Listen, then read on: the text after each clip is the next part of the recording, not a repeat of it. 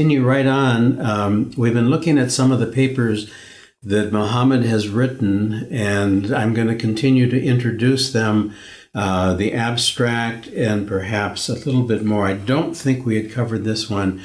Casimir Dark Energy Nanoreactor Design Proposal based on Fractal. The present paper utilizes the theory of fractal spheres packing as linked to transfinite set theory and nanotechnology in order to develop a conceptual design for a nano-Casimir reactor. One of our main fundamental theoretical results is that quantum space-time has a latent intrinsic topological pressure equal to the inverse of the Hausdorff dimension of the core space. This leads us to the conclusion that the zero-point energy of the vacuum has many manifestations a part of the Casimir effect, including dark energy, Unruh temperature, as well as Hawking's negative energy fluctuation. In fact, invoking Witten's T-duality, it is obvious to conclude that what we call Casimir energy on the very small quantum and nanoscale is what we observe indirectly on the very large Hubble cosmic scale and call dark energy. In a nutshell, the pragmatic engineering part of present work is motivated by a simple fact known to all those who work in nanotechnology, namely that the Casimir forces are a spurious, unwanted effect in the design of all sorts of nano gadgets. By contrast, we aim here to amplify the Casimir effect using E-infinity theory to become a Casimir reactor. As for the deep theoretical part of the present paper, it is in the first line a Witten's T-duality demonstration that the local, very small-scale Casimir effect is basically nothing but the very large Hubble cosmic scale dark energy. Yes, let me regress and modify what you said, that we are friends. We are not friends. We are something else. It's identity of the spirit which brought us together. Mm-hmm. We are so different facets of the same love to science, art, and philosophy in the global sense. And that is much stronger than friendship and much stronger than brotherhood, where a brother killed his brother, for instance, Abel. So I think once you got this virus of the truth and virus of science, art, and philosophy, then you can really talk about the true brotherhood of man. Now, coming back to the paper, I'm sorry for my voice. We spoke about the same thing, but from different point of view. Mm-hmm. And there's a bird eye view, and there's this microscopic, enlarged view of the very small. At the very end, if we can get out of all what we talked yesterday and the day before yesterday and today and in the future, if we just realize that you cannot have a conversation, meaningful conversation, with somebody without misunderstanding, without really being from the same language group, and you master the language, and whoever you are discussing with him, any subject, masters the same language. It's very difficult, although it's European language, for a Frenchman who doesn't know English, an Englishman who doesn't speak French, except a few words, merci, au revoir, je vous aime. Now, to meaningful, without misunderstanding, speak together. Now, the same situation is with nature. When you want to understand about what is nature all about. And nature is very capricious, beautiful lady. And she doesn't give all her secret so easily. She will have to feel comfortable with you first. You have to speak the same language. Otherwise, your advance will be considered an attack on her. Then she becomes even more and you will be closed. spurned. Exactly. Nature just happened, and now we can discuss this for years with pencil and mathematics and logic and all sophisticated, exact tools of exact science. Nature speaks the language of the golden mean number system. If you don't talk to nature in the same way, nature will not answer you back. And interrogating nature or talking with nature or chatting with nature will lead to nothing. Once we got that, everything else is just tautology. It's the same, we're talking about the same, very same thing. Is it tautology, you said? Yes. Yes. The philosophy of saying the same thing in different words, which mean at the end the same. So really, that's it. And it was amazing for me.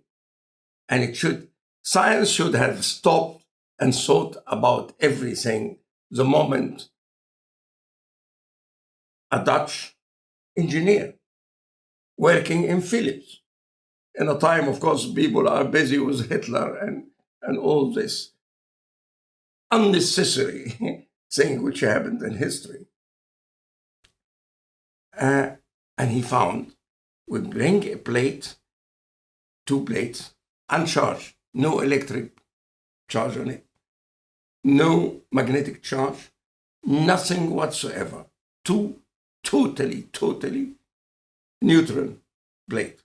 And they come very near to each other, a distance which should not exceed nano distances.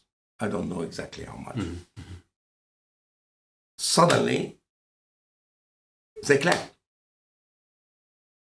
What pushed them? There is nothing. There is no air. There is no atom outside. There is nothing. It's an absolute vacuum, uncharged plate. In this moment, I think science should have started rethinking everything fundamental. That will not change how we build houses or how we do cars or anything. Maybe in the gadgets, which are so small, electromagnetic gadgets. And what was the name of the scientist? Henrik Casimir. And he's Dutch, working in Philips. A very normal job, but he was curious. And he did not overlook this incredible phenomena. That totally empty vacuum, which we call nothing, can produce forces which go and push 2 plates together out of nothing. Out of nothing in our common language. But there is something. Then, somehow, because everything is compartmented, those who think of cosmology have nothing to do with electrodynamic, or those who are working in radio technology have nothing to do with this. Everyone is living in his small, isolated world. It is important that a lot of people do this. Otherwise, we can't, as a human being, we can't have everything in our brain and do everything at the same time. But at the same time, there must be some people who look at the larger picture. For instance, like you look at a larger picture, far larger than me. That's why I didn't understand you many years ago. How can you give so much importance in science for the golden mean? But at that time, I didn't know about the work of Hardy. At that time, I was not deep into Casimir effect.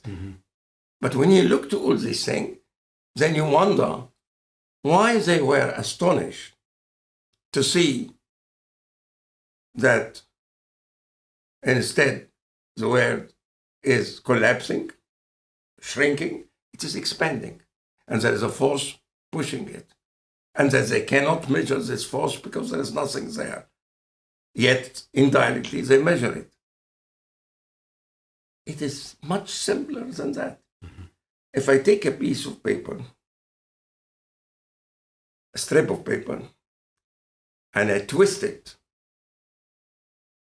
and draw a line on this piece of paper, you will discover this piece of paper doesn't have two faces, one inside and one outside. It has only one face. Mm-hmm. It's well known since long. Mm-hmm.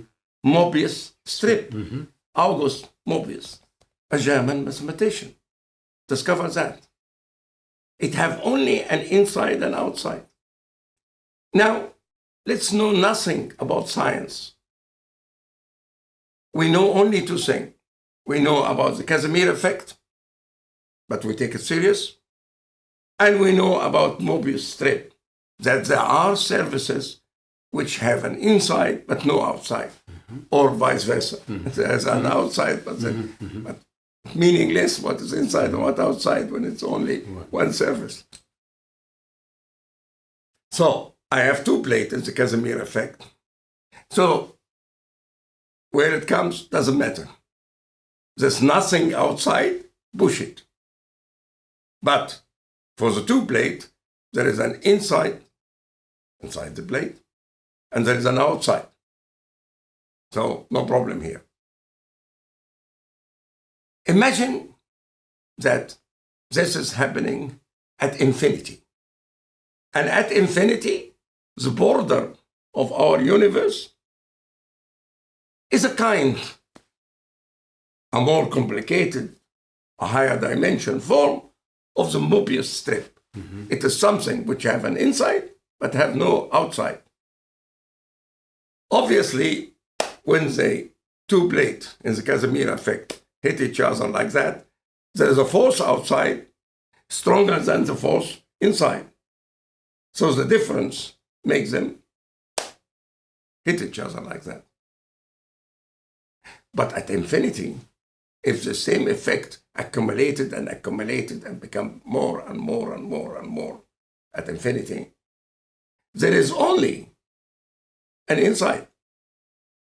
So you have a pressure which is not counterbalanced by anything from the outside. Mm-hmm. So the normal thing is to go on expanding. Mm-hmm.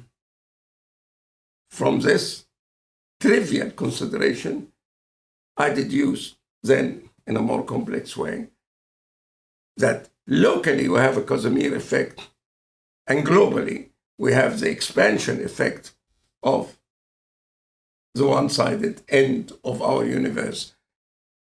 And outside really, from that, you don't have even empty space, which we call nothing. You have nothing at all to talk about. There is nothing. This is the true Martin Heidegger, Jean-Paul Sartre, nothingness, mm-hmm. which I started long ago when I was only interested in philosophy because I was fed up with engineering. I had to study engineering because my father said so. And since I'm a good boy, I always done what my father wanted, even if I didn't want it.